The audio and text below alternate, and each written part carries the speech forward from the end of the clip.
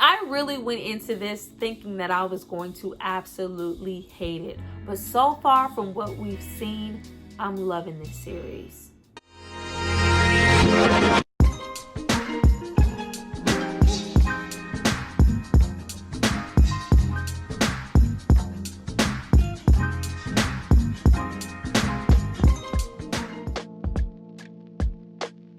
Hi you guys, welcome back to my channel. It's Tyra here with another struggle review, here to discuss Women of the Movement. Now this is a show available on ABC. It's about Emmett Till, but it's being told from the perspective of his mother. Before we get into why I like this show and why I feel like you may want to watch it, I need you guys to drop down and subscribe to my channel and like this video. I'm going to give you a moment to do that, and then we're going to come back and discuss all things a hard watch. This story will never not be a hard watch, but sometimes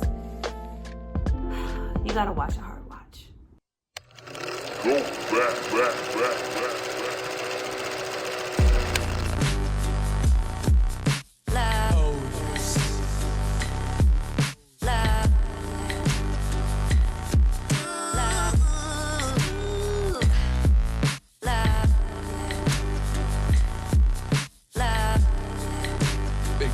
Now that you guys have hopefully subscribed to see more of me, let's get into this show. Now, initially, like most, I'm sure, this was not the show that anybody was jumping to watch. It's like, we've been here, we know what happens. Like, I don't want that, that heavy thing on my heart.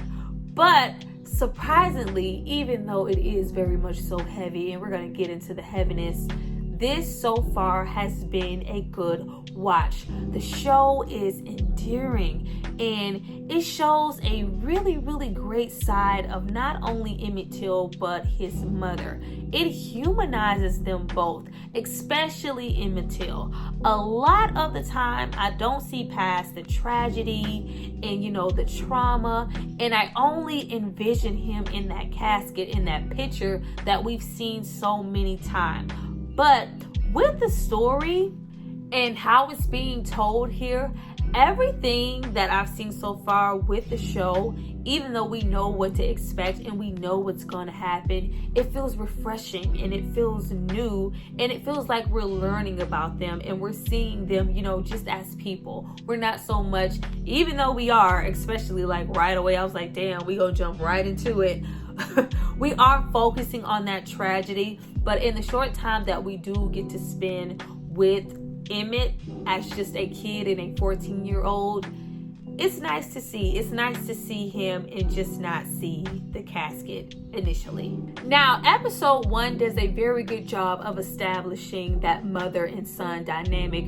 You literally get the feeling from day 1 of his birth that it's just been them two. They have a lot of love for each other.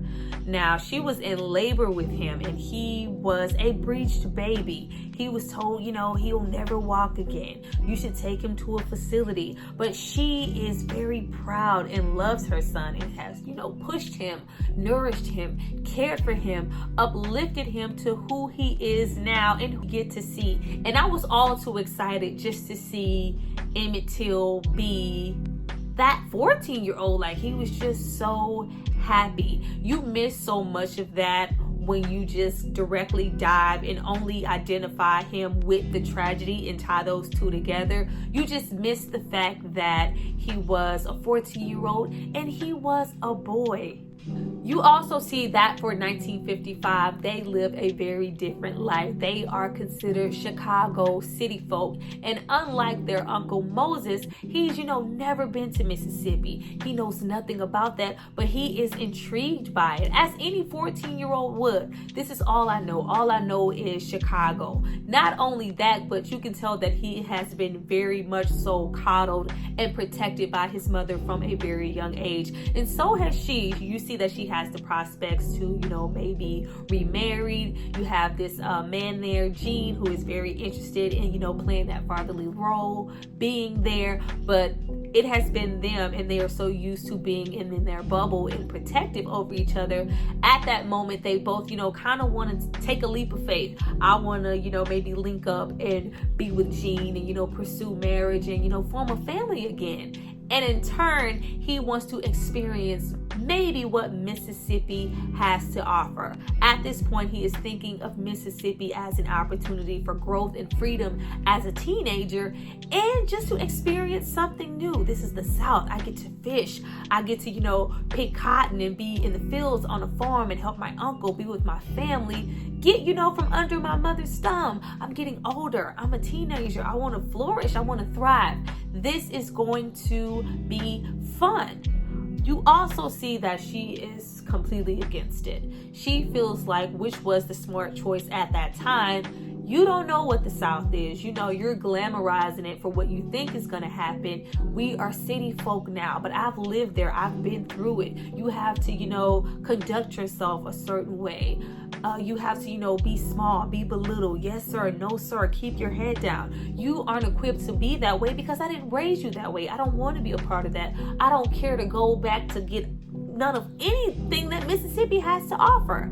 But him being a teenager just sees it as a moment to have a good time and, fuck around with his cousins, his siblings, maybe talk to some girls. You see him, he's already, only kind of protective of his mom with the whole, you have to ask me for her hand in marriage. You're not just going to marry her and walk up in here. But at the same time, even though I kind of have that manly role, I'm still, giving shadoo bop, boobada wop, bop, bop, bop, bop, bops on the street corners to girls. I'm 14. I want to go to school. I want to, watch TV, play games, read my comic books, and entertain girls. I want to be a young man. They do a very good job here of just humanizing him and letting us see him as the kid that he was. And I enjoyed it. I enjoyed that part. She agrees to let him go to make her son happy. He's 14. My uncle has promised that he will keep an eye on him and keep him safe. What could go wrong? And even though we know what's going to go wrong and we know what's coming, it doesn't stop us from enjoying the journey and just enjoying their bond and watching that connection that they have. You can tell right away that it was so strong, and we were bracing ourselves for the impact of how she was going to act and what she was going to do when it initially happened. And it's a really great thing here to get that visual of who his mother was. I also love the fact that we aren't strictly just focusing on Emmett Till, and they're not, making his trauma the main vocal point of the show. It is, kind of sort of is, but it's quite different here to get the mother's perspective. Meanwhile, we have his mother so torn at the fact that he's gone that she is like bed-stricken. She's having whole separation anxiety. And it just, it's just that feeling you get as a mother, like, it's hard to just let your babies go anywhere. And then at that point in time, with everything that was going on, it had to be nerve-wracking. But I just feel like it was more than that. Something in her spirit just didn't feel safe with her decision. And you're just, on the other side, like, oh Lord, like, why did you let him go? Like you just, you're anticipating what's about to happen. And it's so tragic and it's so sad with the events, but the way that the story is told, not that it makes the death hit any less harder. I just enjoy the short time that we got to spend with Emmett just being Emmett. Now, once Emmett gets all the way settled in Mississippi and convinces his uncle, like, can I just have a break? I done picked, enough cotton. Can we just go and just get to be teenagers? They get to, swimming in a lake, having fun. He's being playful. Up until the point that we get to that infamous, food market scene in The White Woman. Now, you have someone egging him on, as a dare, ask her out on a date, but that doesn't even happen. That doesn't even happen. Of course, if you know the story, you know that that never really actually happened. There weren't a lot of words exchanged. Just the fact that he was trying to hold his head up and speak to her, smile at her, it was just an option. It's seen as a sign of disrespect. Who are you to talk to me? I am a white woman. I am untouchable. You don't get to do that here in Mississippi. You keep your head down. Do what you were supposed to do. Get what you're supposed to get, and get out of my face. Like, no. All we literally see him do and say to this woman is goodbye. A smile and a goodbye and a whistle. And it's all in the stake of, boys will be boys. Like, I'm having fun. Though I was told to, keep my head down, do this, that, and the third, I didn't physically harm her. I didn't touch her. I didn't disrespect her. I said, goodbye, a gentle smile, a little whistle, at which she was barring none. Went out and, got her pistol all out the car and shooting, waving. Everybody run. They were very much so in fear. This was not an attack. I just, wanted to cut up, have some fun, with my family, my cousins, impress. They're daring me. This was for laughs. I'm 14. Even though the boys are quite upset, especially the boys from the area, all of his initial family and the cousins very much feel like, why are you doing this? You don't know where you are. You're drawing attention to not only yourself, but us. You can't do this here. Though they are shook and scared to their bones, nobody says a word and they just continue on. Even when Emmett has an opportunity to talk to his mom, just because he wants her to vacation and relax at the fact that he's no longer at home for the next couple of weeks, he doesn't want to say anything. I just need a little money, Mom. Just go relax. Go be with Jean. Go, look for the prospects of being married. Relax. I'm okay, Mom. I'm fine. Nobody mentions it after that night. Now, everything is fine up until the point that we get into Caroline and Roy Bryant. She is very much, trying to forget about it, keep it low key. But at this point, with this being a small town, it has turned into small town gossip. And of course, it traveled. So now Roy Bryant feels like he has something to prove. There's a vendetta. Him and the boys are getting together. If we let one of them niggers get away with this, they're all going to think they can, catcall, harass. Like, of course, the story is being passed along. When a lie is being passed along, it gets, intensified. It gets embellished. It gets, where it doesn't need to get, and all of a sudden it just feels like there's a target on little young Emmett Till's back. Like, not only do we have, the white people in the town gossiping, we also have, black people in the town just feel like you're putting a target on everybody. We have to live here. We have to work here. Take that shit back to Chicago. And I'm just like, he's 14. It really takes you back and puts things into perspective when you think of how you were when you were 14, girl or boy, or just 14. Already had a lot of moments in the show to inform Emmett that you're not in Kansas anymore. This is not Chicago. That same, chicken that you've been loving on we're gonna fucking kill that chicken and eat it later. We're not running back to go and look at a dog in the street. You just see how wide-eyed and innocent he is into thinking that things aren't what they were. Like, he just shouldn't have been there with how he was raised and what he was familiar with in the proper way. He just knows things to run. Him just being able to be a 14-year-old kid and do things at his leisure, do things on a whim, be playful, be whatever, be innocent, be bright, be bold, be friendly, be flirty. He doesn't have the liberty to do those things here, and everybody knows that except for him. He's feeling, out of place already, feeling very much so out of touch with not only himself but his family. And you just get the sense that he just really just go home. You can tell that he just wants to be anywhere but there. This isn't quite the vacation that I thought it was going to be. This is an entirely different experience altogether. I feel like there's a bullseye on my back, but you know what? Those are just rumors. Things are okay. This is just town talk. There's always tomorrow. We don't quite get to tomorrow once the men come to collect him.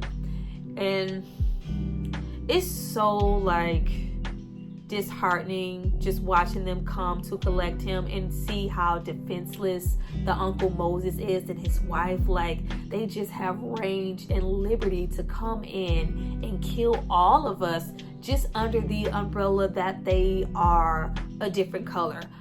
He just seems so defenseless. Like, and you see that he was low-key kind of trying with all his might to kind of diffuse it in the way that he could, but it's just like, I can't let him take my sons. I can't, say it was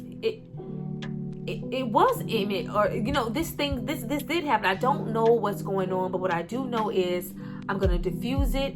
He's 14, just give him some lashes. Let's just, I could just teach him a lesson. Let's just talk to him. Let's just do everything but take him away. Fine, you know what? I can't do anything. I'm defenseless against this whole situation. If you are going to take him away, they're going to bring him back. They're going to bring him back. He's going to be back. Now, we end off episode 1, with him not coming home and them not bringing him right back, and that heart-wrenching phone call that she gets. Like, those are the scary moments. Like, not just when we get to, seeing the effects of what happened to him. Those heart-stopping phone calls, like, just as a mother, not to have any connection or any way to contact your child or to confirm anything, and just to hear some white man came in and took him, like, that made my heart sink so much. Like, it was very hurtful just as a parent. Like, those are some of the last fucking things you want to hear, and it just makes your mind wonder. Then we get into episode 2. Now, once we get into episode 2, that's where I really just started to get really uneasy, and the eyes just slowly started to well up a little bit. I was enjoying episode 1 so much, and just getting to know them as a family, the characters, their dynamic. We also mentioned the dad briefly in episode 2, and when I was, I remember way back when just reading up on Emmett Till. I don't know if they purposely didn't mention the dad. We don't see a dad there during delivery. He's just kind of obsolete and someone who's not in the picture, and him being in the war, and Emmett cherishing and wearing his ring, and you have that aspect of that fatherly figure missing from the house, and Emmett taking that place for her. And the fact that his father pretty much succumbed to the same fate as Emmett before, Emmett ever did, in this all, this lynching, killing situation, all in correlation of something that happened to a white woman, some, effects, assault, abuse, catcalling, but, in his dad's case, murder maybe. But it was, they both just succumbed to the same fate, and I just really thought that shit was sickening. I don't know if later in the series we're going to hear more about that, or it's going to come up, but that, like, really, it made me sick. But by the time that we got into him absolutely not returning, and that worrying setting in from everybody in the community in Chicago, especially the mother, and her just walking around as a mother just not knowing, that shit really hurt.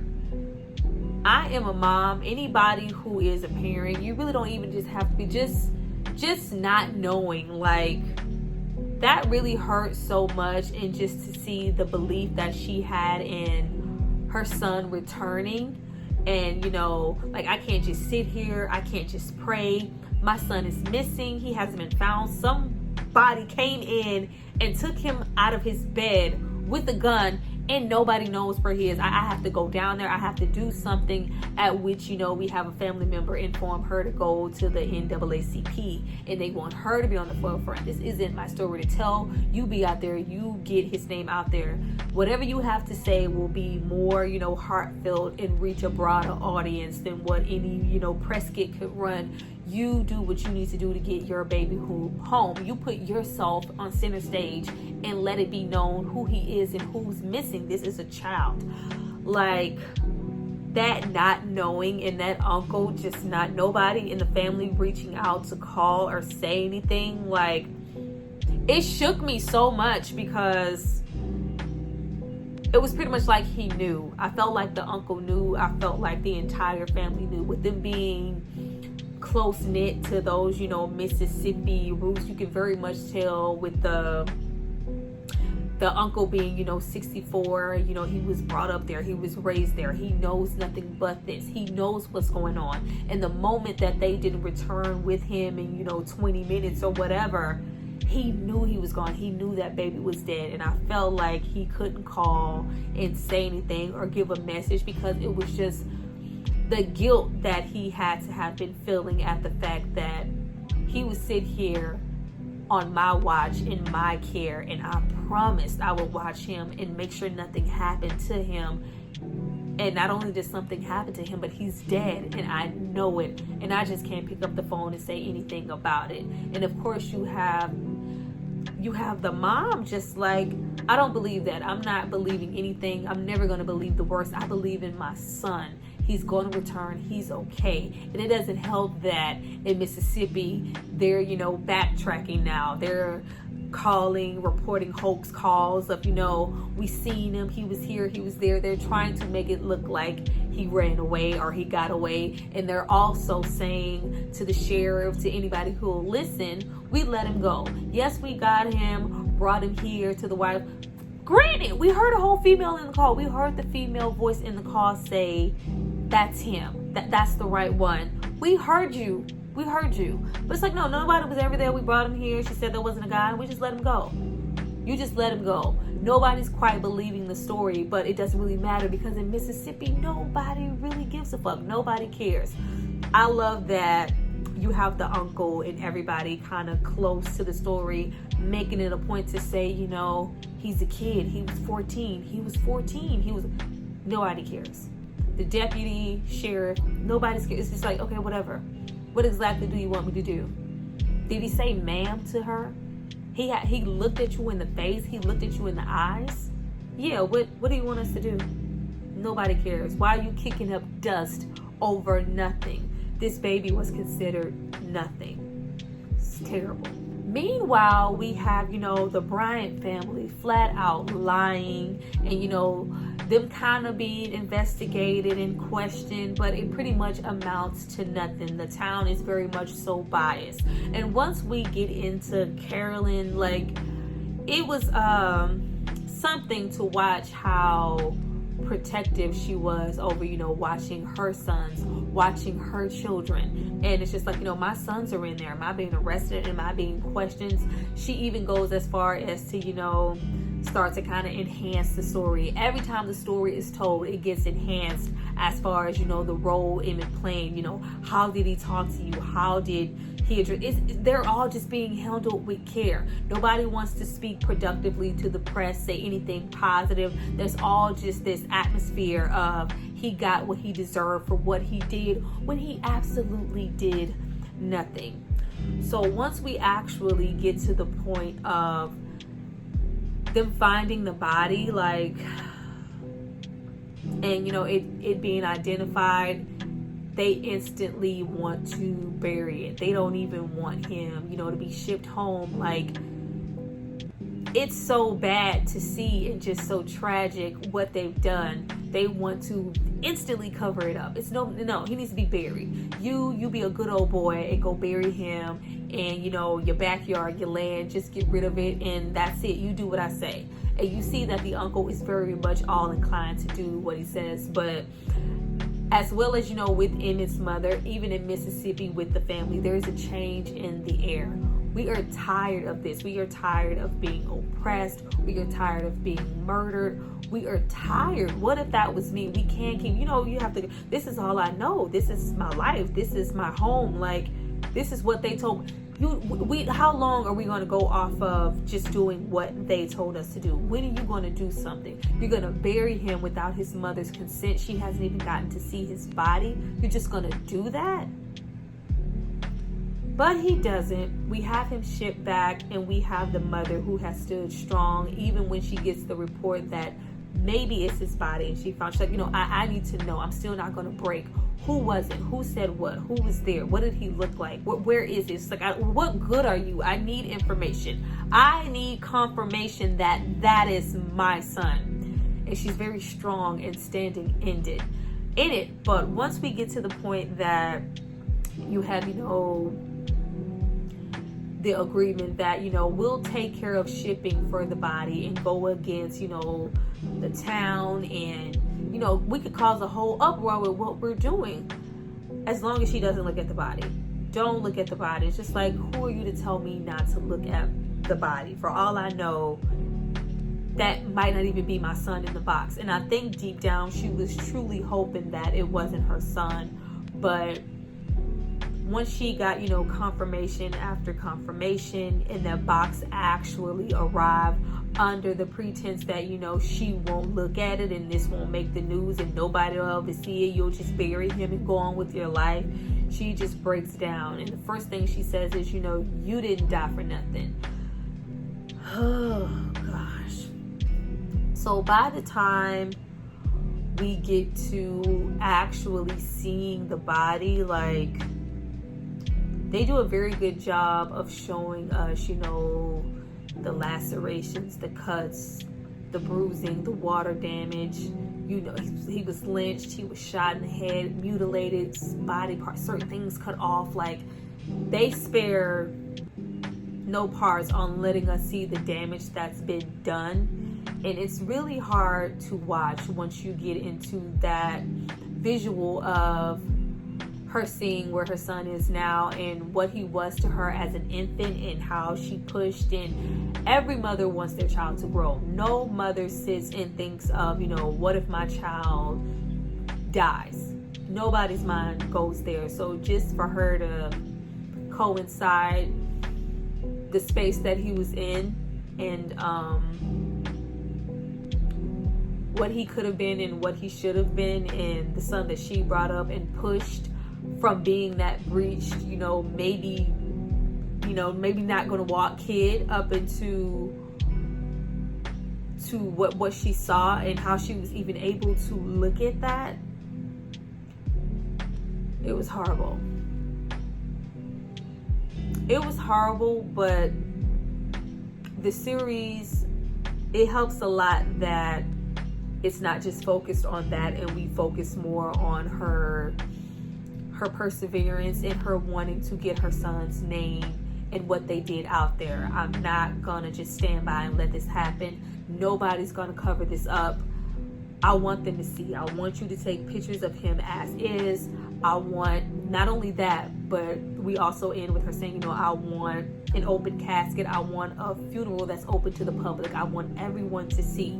He will not have died for nothing. If nobody sees this, nobody's going to believe it. This is going to keep happening. And of course, this is the catalyst to just get that uproar out of everyone and just want this to stop, because it just looks so bad. But just the fact that she was able to go in there and just look at that and still bypass that and see her son, and just the strength that she carried with her, it was hurtful and it was beautiful to see all at the same time.